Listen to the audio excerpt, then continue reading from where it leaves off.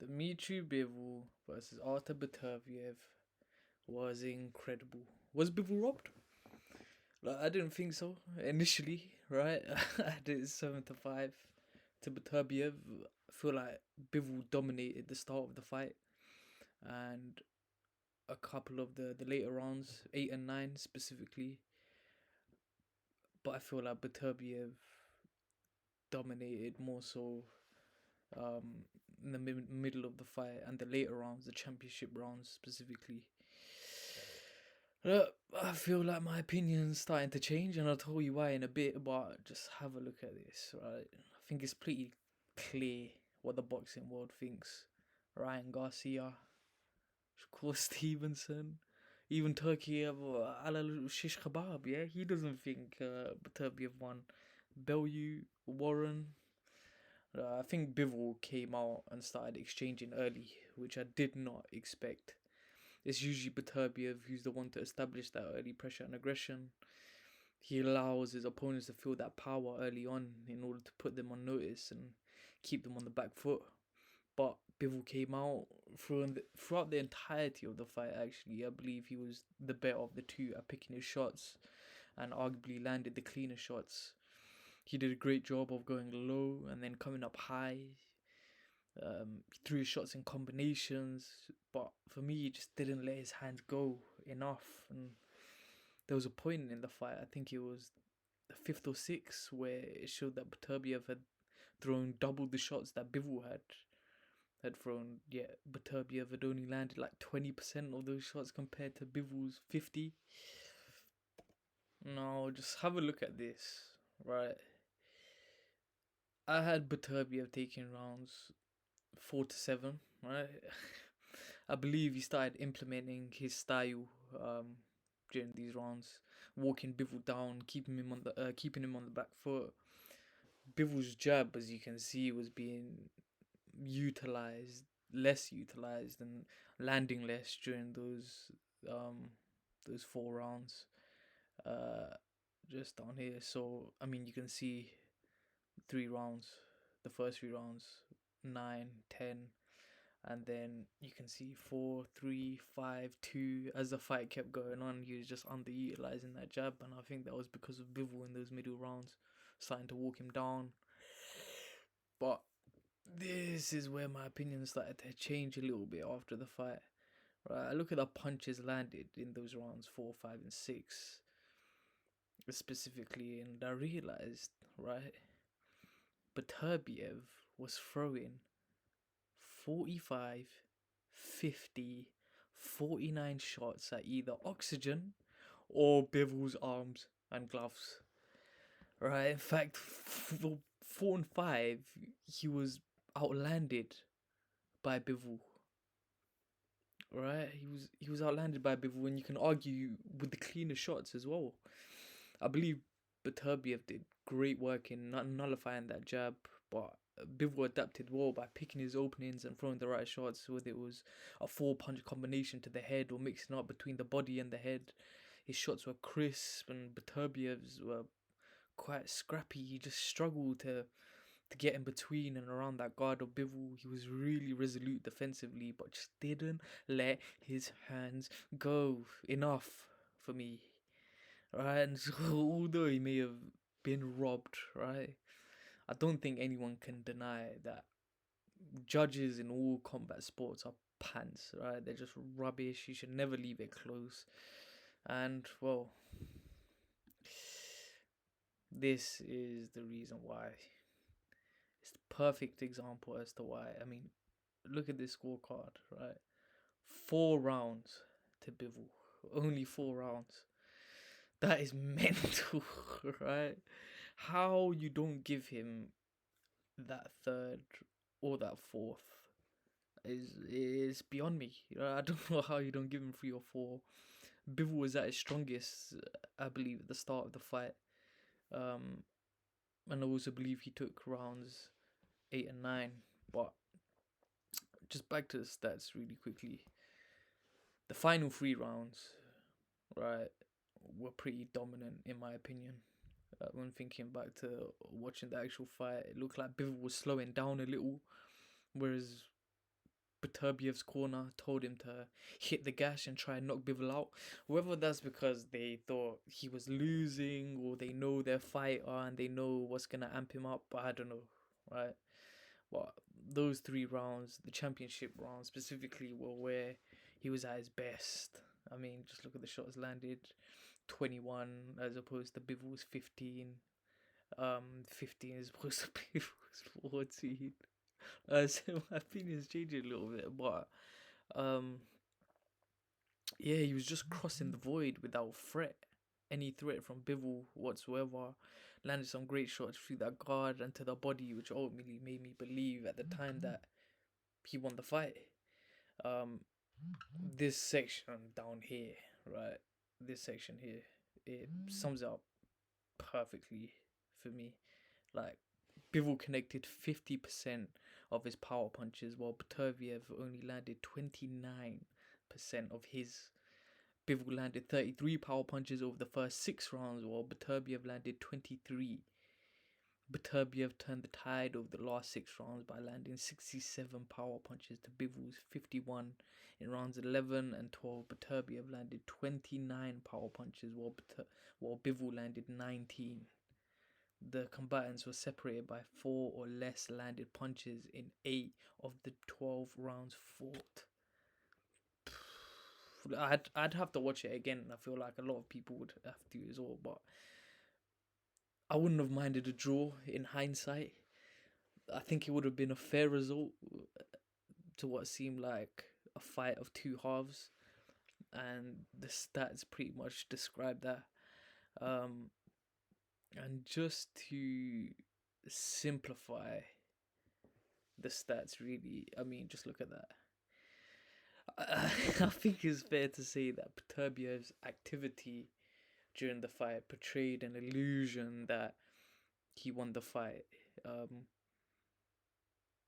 when in reality Bivol was the more efficient of the two and landed the bigger, cleaner shots with 48 high impact shots compared to Beterbiev's 23.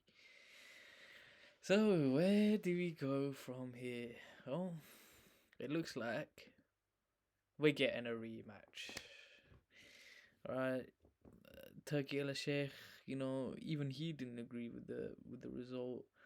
He says this was one of the great fights of the last 20 years, I think, but I don't think the result was fair, in my opinion. The 2 fighters are like my brothers, but I think Bivol won 2 rounds more. I will focus and I will try to do the rematch. If they accept, we will do it. Yeah. Beterbiev and Bivol were both asked about a rematch and both were down for it. So us as fans, right? I think we'd all love to see it again. Yeah, not just because a lot of people want to see what they thought was a wrong decision be overturned to a correct one, but because it was just a sick fight and we want to see it again. That's pretty much all I've got to say on that one. One of my favorite fights of the year, MMA, boxing, just one of my favorite fights, and I can't wait to see round 2. And one more thing, not everyone was unhappy with the result. Artur, да! Потому что карма настигла Бивола. Иди к своей Марихе! Я была права! Ну что, ребята? Ну что? Alright, next up, who the hell asked Neymar Jr. to separate these two? Neymar Jr. This guy had like 23 strength back in the day on FIFA. Right? There was a higher risk of Neymar getting injured here than there was Conor Benn or Chris Eubank. Anyway, Eubank had a good display against Camille Cesaremeta, as he should have. Knocked down in the first, another in the 6th, finished him in the 7th. This fight between these two, it has to happen now. It has to happen now. There's too much history with Conor Benn spending too much time with Brock Lesnar, allegedly. Right? I heard Brock Lesnar was teaching him a few techniques. Just get the needle out, Ben. Well, allegedly, right? And Eubank in the lead up to that fight having to be squeezed like an orange in order to make weight. Right, it has to happen now. Just get it done, and we can get on with our lives. Fraser Clark, he poor man. I think it was an overhand, wasn't it, that Wardley hit him with and gave him a dimple where a dimple should never be. Right, it looks nasty, man. It looks nasty. He just lost his equilibrium after that shot, and it was pretty much just done from there. But look, I feel like it was premature for Fraser Clark. I don't think he was going to be ready. Like, I know they drew the first time round, but Wardley's experience was always going to be the upper hand. This was Clark's ninth fight. He needs to gain some more experience. It's going to be a tough one to come back from. I think they said it was potentially a fractured jaw, was it? But great win for Wardley. Give Clark someone like Charles Martin, right? A guy who's going to be tough, has some pedigree. You know, he's fought a big name in Anthony Joshua, but you know, Clark's got the ability to beat him. Yeah, so you know, commiserations to Fraser Clark, but well done from Wardley. And finally, I didn't know we were watching WWE. Yeah, Ben Whittaker. Yeah, was he ducking Liam Cameron? Maybe. Right, I've watched it back, and it looks like Whittaker does pull him over. Even in these images here, it looks like he pulls him over, doesn't it? You can see Cameron's arms are on Whittaker's torso. You can kind of see it here, right? So he's not actually holding on to Whittaker. He's pushing him, right? Pushing him away. But what you can see is Whittaker's got underhooks, right? He's got the underhooks locked in here. And he kind of just pulls him over the ropes. MMA fighters and WWE wrestlers would be proud. It's like when Batista and John Cena went over the top rope at the same time, right, during the Royal Rumble, except John Cena and Batista got back up and fought, right? But Ben Whittaker, well,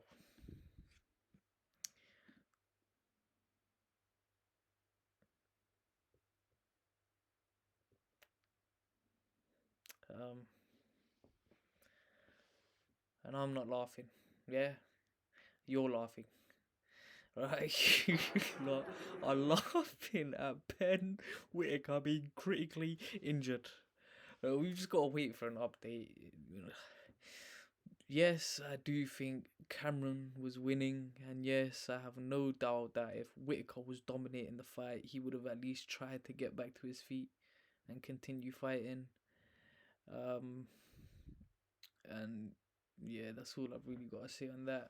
We just got to wait for an update and see what's happened to Whittaker, but that's it. I mean, it was a good night of fights, but there's one thing that grinds my gears, right? Stop making the break so long. 1 hour and 15 minutes we had to wait after the Wardley knockout. 1 hour and 15 minutes. Turkey a la Sheikh Kebab. Stop it. Right? 1 hour in, what does he do?